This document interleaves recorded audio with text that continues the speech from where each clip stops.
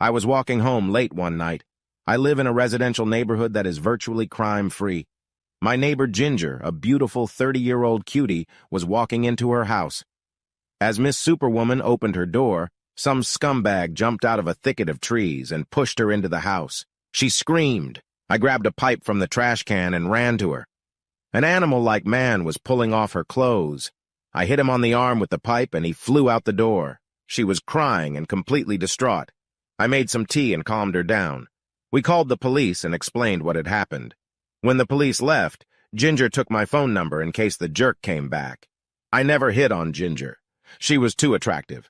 I was married for 5 years to a gorgeous doll. My wife was hit on by half the guys she dated. Eventually, she found Mr. Irresistible and left me.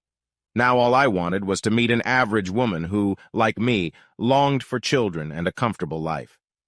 A few days later, Ginger called and took me out to dinner to reward me. We went to a small Italian restaurant with delicious food. Ginger is very smart, witty, and fun to be with. She immediately went on my don't get involved list. Re-experiencing the hell I went through with my wife was not in my plans.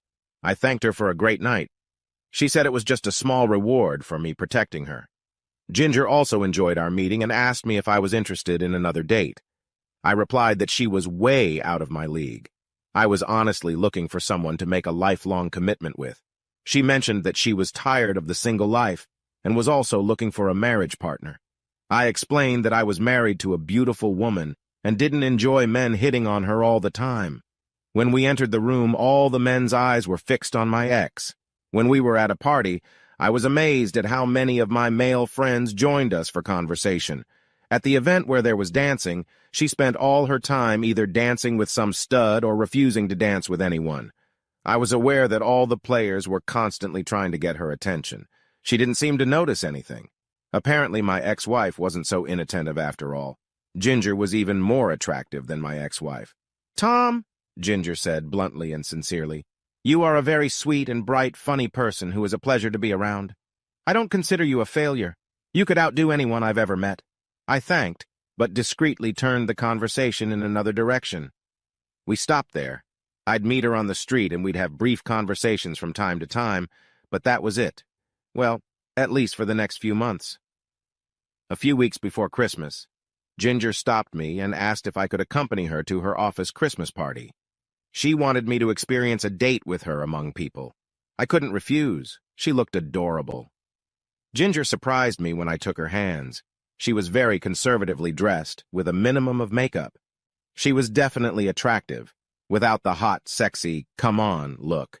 My ex would never leave the house for a party looking like that. Ginger was too good-looking to be considered unattractive, but she was as unassuming as could be for a naturally gorgeous babe. She mentioned that she was an executive secretary and always dressed modestly at work. I was surprised myself, finding myself impressed. That evening we had a ball. She danced almost every dance with me. The men paid attention to her, but they didn't flirt or hit on her much. Ginger exuded strength and confidence without being overly familiar. She explained that at work she was serious and didn't tolerate any nonsense. Many people thought she was a lesbian.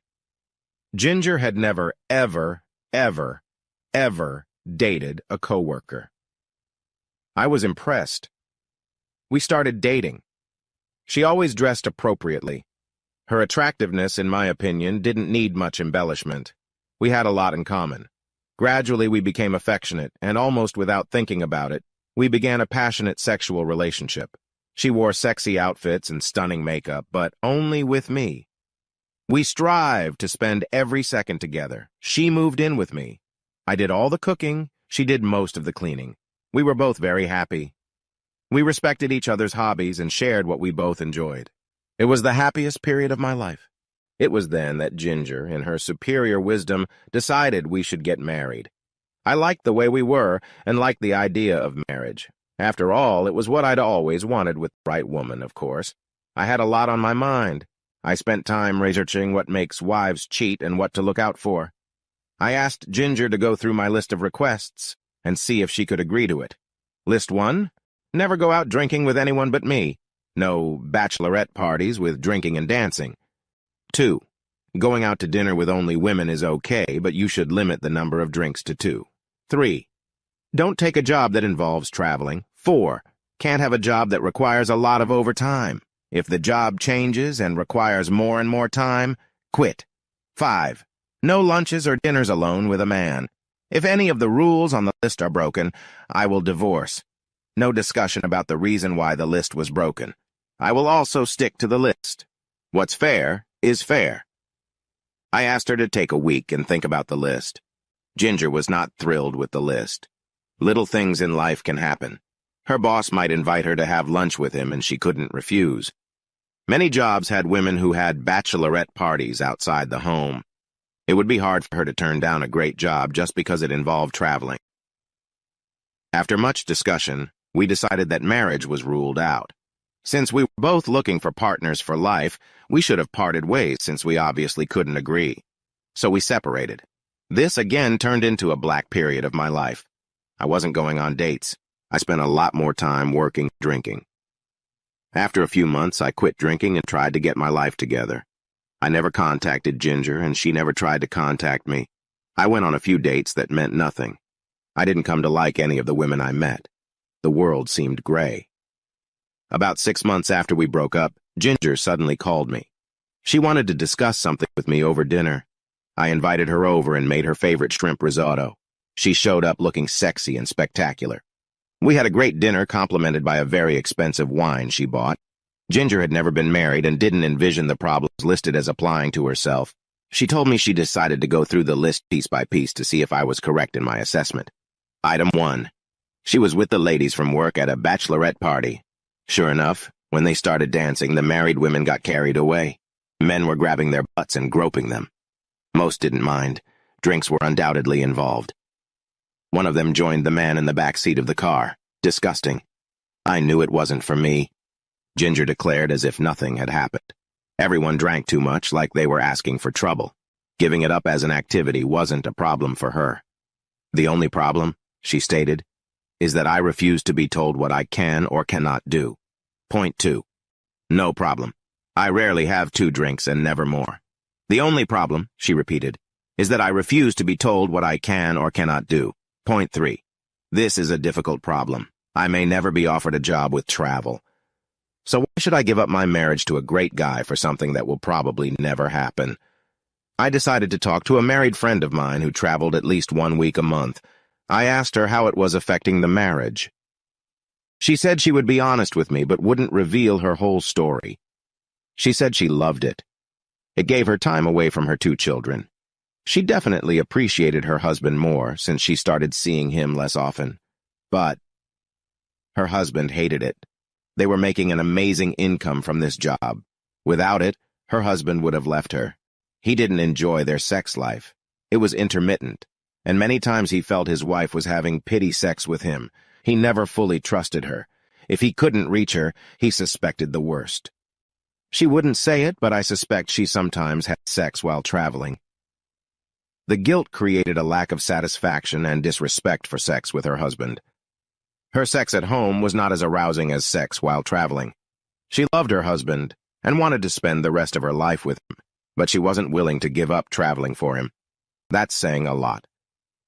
Point 4. This is similar to point 3. Ginger may never have a job that requires a lot of overtime, but she will not turn down such a job if it is required. Point 5. Ginger didn't quite understand why she couldn't just have lunch or dinner with a man. She agreed that to dine alone with the same man too often was asking for trouble, but once in a while, occasionally, she thought it wasn't necessarily trouble. She then asked me to respond to her comments. First, I wanted to respond to her statement that I refuse to be told what I can or cannot do. I wasn't telling her what not to do. We weren't married, but we were planning on it. I wanted her to know what behavior was unacceptable to me. Telling her after we were married would have been a requirement. Now I was pointing out that I would leave any marriage in which such behavior was prevalent. She may or may not have accepted every item on the list. The decision is hers, not mine. Item 1. It wasn't difficult. I feel that a husband or wife who has gone out drinking or dancing without their spouse is actually on the verge of cheating. Point 2. More than 2 drinks can lead to problems. I want my spouse to always be in control of the situation. Point 3. I want to get married to share my life. Having a traveling wife is not my idea of marriage. Raising my children alone is not my goal in life. Being 200 miles away from home, you can trust that a little affair is harmless and you'll never get caught. The severity of the pain associated with going through a divorce is not as obvious. Point 4. Pretty much the same answer as above. I make enough money to support us. Overtime work would be the gravy we can get by without. I want my wife to fully share my life, and I don't need the income from her overtime. Item 5. The occasional lunch would not be a problem. No more than once a week. I don't understand why it's necessary to have dinner with a man. Why can't you find a woman with whom your wife can share friendship, and lunch is a big deal to me too. I also resent the fact that my wife can share our secrets with some man. We started working on the list. We both had reliable incomes and agreed that our marriage was more important than any job or any man. It wasn't hard to agree on the first and second items. We both agreed instantly. Point 3. This could be a problem. Neither of us would want to give up a great job because we would have to travel. However, leaving our spouse at home with the kids was also not an option.